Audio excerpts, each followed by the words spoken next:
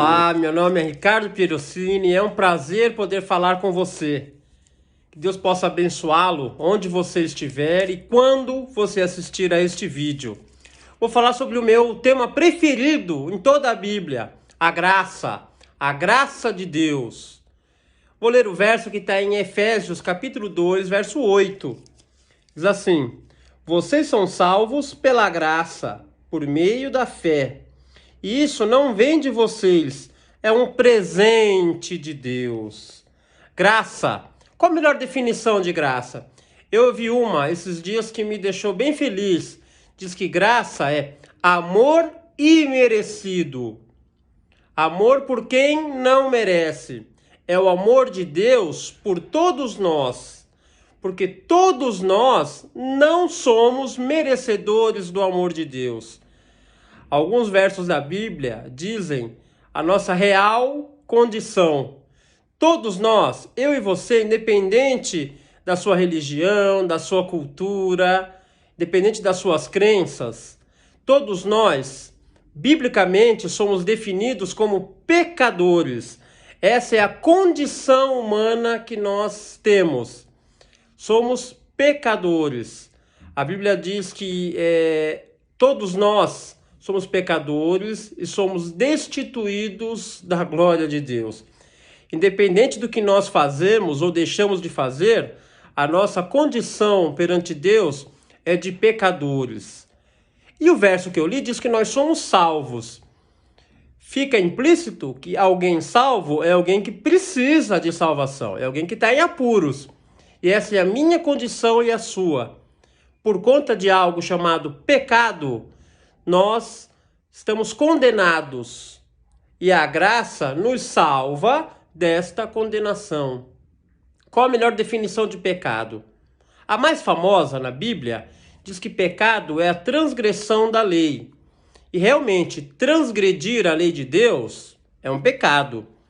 No livro de Isaías, capítulo 53, é um capítulo bem famoso, descreve o sofrimento de Cristo. É um livro que descreve o que Cristo sofreria. E diz assim, no verso 5 de Isaías 53, que Cristo foi ferido pelas nossas transgressões e moído pelas nossas iniquidades.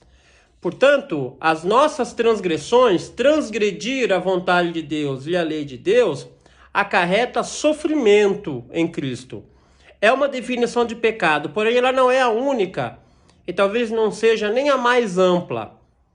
Lá em Gênesis, comecinho da Bíblia e no comecinho do relato da história da humanidade, quando Adão e Eva resolveram fazer as coisas por conta própria, sem levar em consideração a vontade de Deus, naquele momento em que eles resolvem desobedecer a Deus, naquele momento surge o pecado.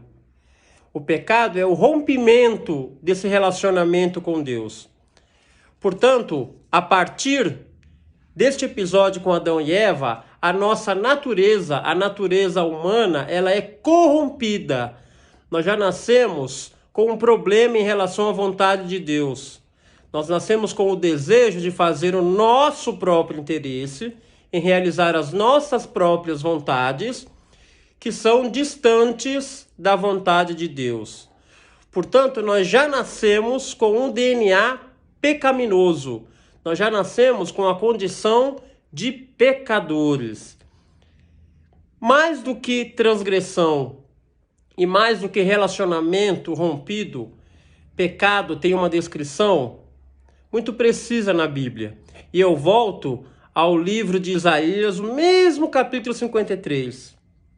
Olha que interessante, ainda falando de Cristo, diz que verdadeiramente Jesus tomou sobre si as nossas enfermidades e as nossas dores levou sobre si. Eu confesso que poucas vezes eu penso no pecado como uma doença, mas é assim que está descrito aqui nessa passagem. Pecado é uma doença fatal, é uma doença grave que nós nascemos com ela e ela é fatal. Ela nos leva à morte e morte eterna.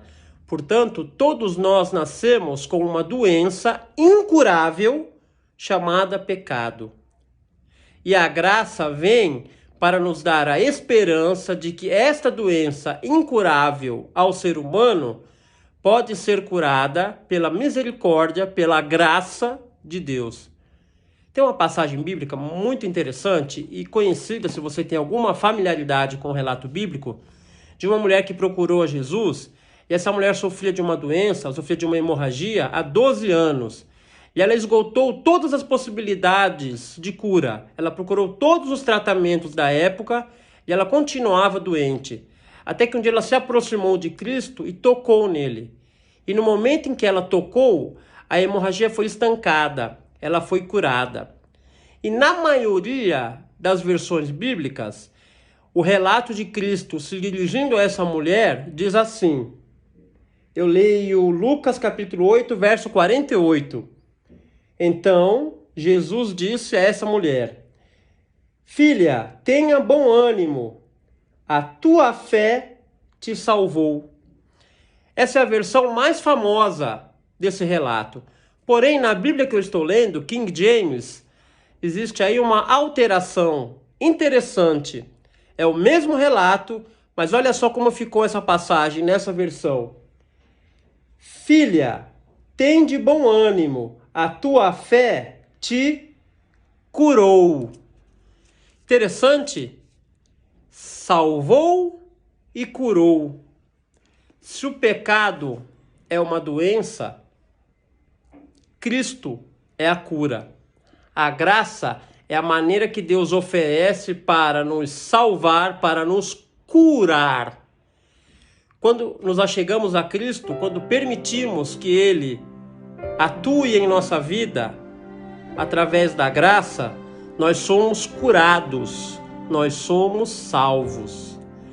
Cristo oferece esse remédio da salvação, da cura, de graça. É simplesmente uma oferta, doando aquilo que vai curar a gente. Interessante que Cristo diz que veio para cuidar e para curar aqueles que estão doentes. Ele diz assim, olha, quem está saudável não precisa de médico. Eu vim para curar, para salvar quem está doente. O que essa passagem diz é que assim, ó, tem pessoas que acham que não são doentes. Elas só pensam assim. Elas se iludem de que elas estão bem, que elas não estão doentes espiritualmente. Mas é uma ilusão. Quem valoriza o remédio da graça é quem entende o tamanho da doença do pecado. E Cristo diz que Ele é a salvação. A graça dele é a cura.